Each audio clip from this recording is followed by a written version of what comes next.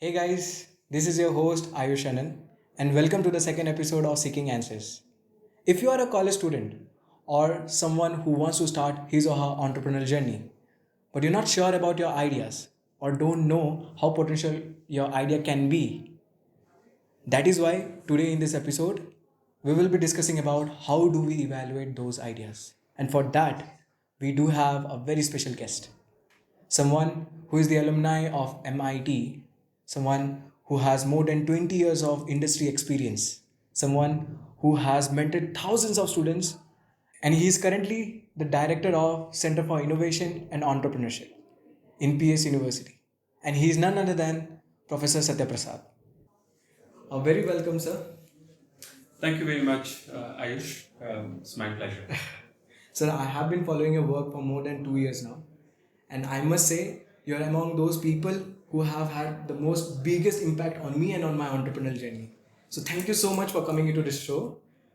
So coming to the first question of the podcast, can you just brief me about your journey, the journey of a college student who is now the director of Center for Innovation and Entrepreneurship, CIE? Yeah.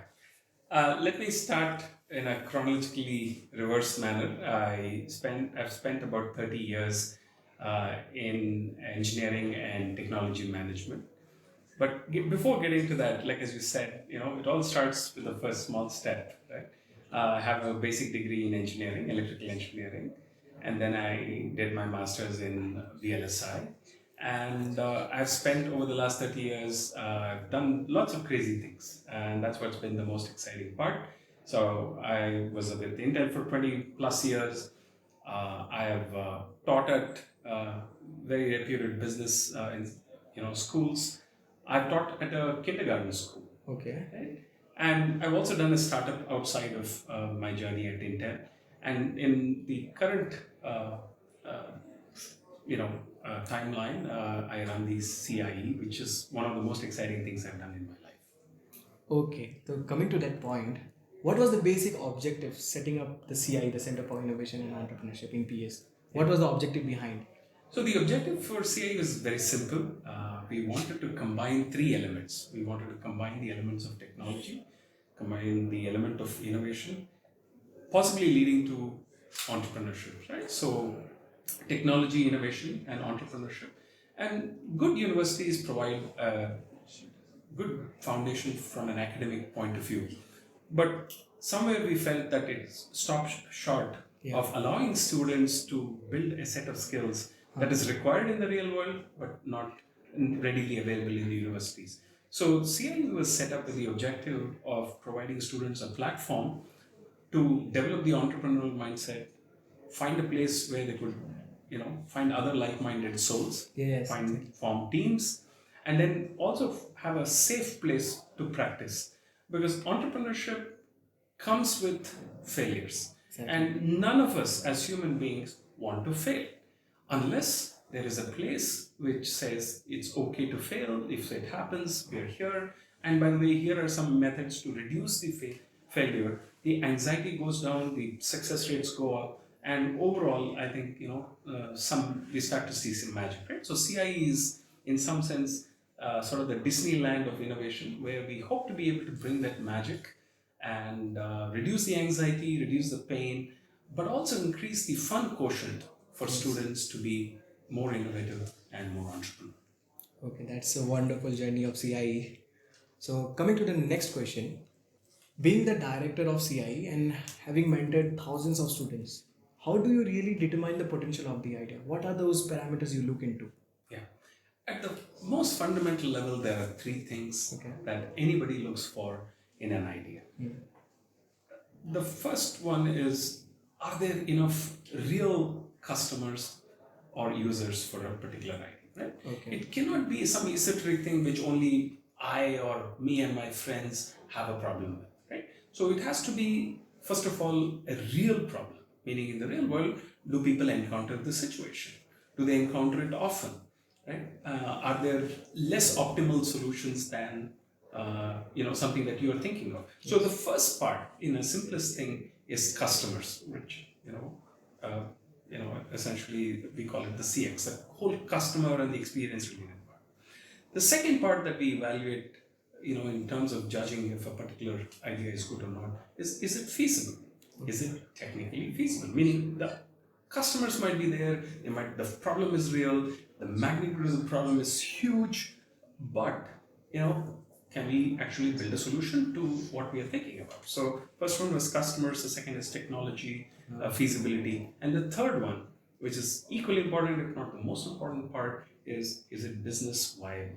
Okay. If there are customers in large numbers, if you can build a solution to it, will it make business sense? Will your investors be thrilled about it? Will you be thrilled about building something? Because at the end of the day, there's a lot of blood, sweat, and tears that goes into this. So you want to build something that is also business viable. So desirable by customers, technically feasible, and lastly, viable from the business point of view. Yeah. Okay. Now let's take a case. The case of Uber. We do hear stories where founders were caught in the snowy night and then they didn't really get the cab. And finally, they ended up building a $1 billion company, Uber. So, how do we really get into that mindset of finding ideas which can really solve a problem? Like, for me, being a kid who really doesn't have this expertise but want to solve something, how do I go get those ideas? Because that's the starting point. Once we have an idea, we can build product through thorough research. Yeah. But those ideas, how do we get that mindset? Again, from a simplicity point of view, I'll bring it down to three things. Okay. Right? The first one is curiosity. All of us are curious, but somewhere as we grow up, our curiosity fades away. We become a very fixed mindset. Right? Okay. Whereas if you just keep your mind open, if you see how children are, they ask, literally 10 questions in 5 minutes. Or why is this? Why is this color? Why is the sky blue? When are we going? When are we not coming? So first part of it is to be curious, asking those questions which you normally don't ask, right? And that is not in any short supply. There is no degree you have to take. There is no schooling that you have to do. Really. It's just being curious. The second part is extending that curiosity to creativity, right? Creativity in sense of being able to imagine a particular solution that has never been built. Right? Mm-hmm. So it is really important to be able to be curious. Next is creative, and the third one is being able to take action, because all of this creativity and all of that sometimes is confused for inaction, right? I can sit in my office all day long and I can be dreaming about all possible kinds of problems and all possible solutions. Okay. And that's not enough. So I have to have a bias for action. So when I'm thinking of an idea, what I'm really doing is I'm trying to be curious about a particular thing. Let's say you mentioned the Uber example, right? So the same guys, they could have, if they were not curious, if they were not creative, they would have said there are already half a dozen ways of going from point A to point B. Exactly. There's cars, there's rental cars, there's buses, commute, suburban trains, and like maybe a dozen methods. But what these guys said is, what if you could use technology to find a way to really bring two sets of people, right? The drivers and the riders together on a platform, which is on a mobile phone, which everybody has. And wouldn't it be great if you could do that? That is a good example of the curiosity and the creativity combined. But if it just was that, we would never have Uber today. Exactly. The third one that I mentioned, bias for action, right? Action oriented. They took that, they put it on possibly a napkin paper or a real piece of paper, and then said, what if you could build this, right? And what does it take to build? And then actually building it, hiring a team, bringing together, getting other people excited about this idea, going and running around, getting the investment, putting it all together, and voila, you have a product like Uber, right? So those three key elements. The fourth element that I'd like to mention is, it's an extremely important thing in the entrepreneurial world, and outside of it is people. Without a team, none of these ideas will ever come into fruition, right? Even if you go back to Thomas Alva Edison, he at one point in time had hundreds of people working in his laboratory, right? In all forms. So I think one of the key things that you want to do is to build a good team of who are diverse, who can bring in lots of different ideas, and who can help you in putting together these things in the form of a good solution, right? So from an ideation perspective, at least these are some of the key elements and ingredients that you need to bring together. That's great. Now let's take a very hypothetical situation. A case where you are a kid now, a college kid, who has an idea but has zero experience. As you have already mentioned in the previous question that you have to be curious. But what if you were there back in your old days? How would you implement your idea? How would you have done in the past? And how would you do this in your early 20s?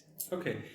Again, I have a rule of magic number 3, right? So 3 things need to come together, and then I'll dive into the specific of this particular question of how I would go about doing it, knowing what I know now. Yeah. So 3 things need to come together for any good entrepreneurial success. One is the passion, right? Which is, there's an unwritten thing about doing something, right? Nobody's asking you to do it. There is no success promised to you, but you intrinsically feel that this is a problem worth solving. That's the first part, right? People call it passion, you can call it interest, you can call it whatever.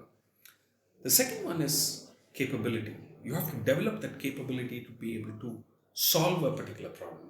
Like as I said, it's not just good enough to come up with the idea, but you also need to be able to solve that problem, right? So the second is the capability part, and third is to find that opportunity. You need all 3. You need the passion to go after an idea. Yeah. You need the capabilities to develop, create a solution, and third, that opportunity, which essentially, remember we talked about the business viability. That opportunity needs to be big, large, scalable, all of that. Okay. Now, if I were to start my journey, if I was in college today and if I know everything that I know now, the first thing that I would do is, identify a real good opportunity statement. Okay. And most people think opportunity is a fancy word. It's actually a synonym for problem. Exactly. So if you find a real problem, the human tendency is to run away from it, right? Who wants to face a problem when you get up in the morning or when you're coming to college but it's exactly that entrepreneurs, your own Uber example. Yes. Right? As a good example of that. Some of the products that I've built, we got started because, nobody was addressing that problem in a particular way. So if I was in college, I would first find out what my areas of interest are. Okay. It could be machine learning, it could be thermodynamics, it could be space, it could be painting, arts, doesn't matter, but identify. I know a lot of students who are interested in wildlife photography. They've spent a week in Bandipur just to get one photo. Right? So identifying that area gives you that inner strength to pursue. The second thing I would do is while I'm finding that problem statement, while I'm trying to see if that has a large market potential, is it a real good opportunity, I'm also developing my capabilities. Okay. The second part. In today's terms, you need to know a good programming language, you need to know at least a good database, you need to be able to put things together, you need to be able to present this thing in a convincing fashion, right? Presentation, storytelling. Yes. I would be developing all those capabilities. And third, one thing that most of us fail to do is to be able to try things at a small scale, meaning you have to be able to build a prototype. Not on a PowerPoint, not on an Excel spreadsheet, but to build a real prototype. If you're in electrical engineering, take an Arduino board, take a Raspberry Pi, put it together. If you're in computer science, learn how to do Flutter or, all these programming languages. Any of the programming languages. If you're in mechanical engineering, find out what the degrees of freedom are and build a robotic arm, right? Even if it's simply, taking a couple of pieces of metal and a nut and a screw. So you have to be able to build some real stuff.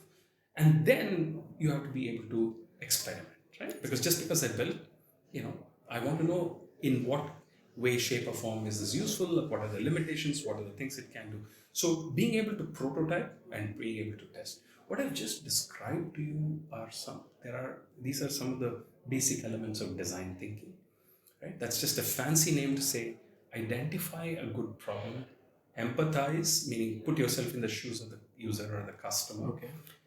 Ideate like crazy, think of all the possible ways this thing can be looked at, pick one particular thing, prototype it, test it in the real world, and learn from it. So just because you did this doesn't mean that you would get it right, but at least it will create a lot of insights from which you can iterate and iterate and iterate. And if the other thing I would do now, knowing what I know, is don't let failure stop you. That is just part of this journey. So, the first time you don't get what you want, it's okay. You learn something, you do another time. Build a good team, have a good set of friends, because you need that safety net, right? You need good friends, you need a good relationships with your family. All of those things will help you support on this long journey. Exactly. That's wonderful. Now, coming to the next question, as we have already discussed, how do we build from an idea, that one idea to a product? We have already discussed three aspects of all of those things. But failure is part of the journey of entrepreneurship, right? Most of the startups do fail. How do an entrepreneur should deal with those failures? What's your point on that? Yeah. So CB Insights, which runs is an analytics company that's analyzed hundreds of startups, and then they've found the top 20 reasons why startups fail. Okay. And my favorite in that list is number 2, right? Not the number 1. The number 1 reason why startups fail is they ran out of cash. That doesn't tell me anything. But the second or the next biggest reason why startups fail is because you built a product that nobody wanted. So most people will be startled when I say this, because they'll say, oh, they didn't come with a good idea. Oh, the idea was ahead of its time. These are all the common things that people think of for reasons why startups fail. But if you really dig deeper, go to the next level of detail, it's just that you really need to go back to the thing that we first talked about. Identifying a real problem for a real customer and now. So at CIE we teach there are 4 minimum things that need to happen for a great problem statement. So we've been talking about good problem statement, great problem statement. So I'll make it very easy for people to remember. The first one is timely. The problem needs to be here and now, right? Unless you're in an R&D lab where you have the luxury of 2, 3, 5 years out, most of the entrepreneurs that work on a particular idea, it needs to be relevant today. So timely. Second, it must be a very important thing for the user or customer. So I for important. P is it must be profitable. It must be business viable, right? That we talked about. Yes. And S is it must be solvable, right? Meaning it's not like, oh, I need quantum computing to come, which will take 10 years and then I will do this, right? Or I need $100 million today in order to be able to implement this idea. Okay. It's never going to take off. So timely, important, profitable, solvable, and then you need to know the context, right? The macro picture, the big picture, and so we call it the tipsy model. So the tipsy model is one way of identifying a good problem statement and then finding a good solution to it.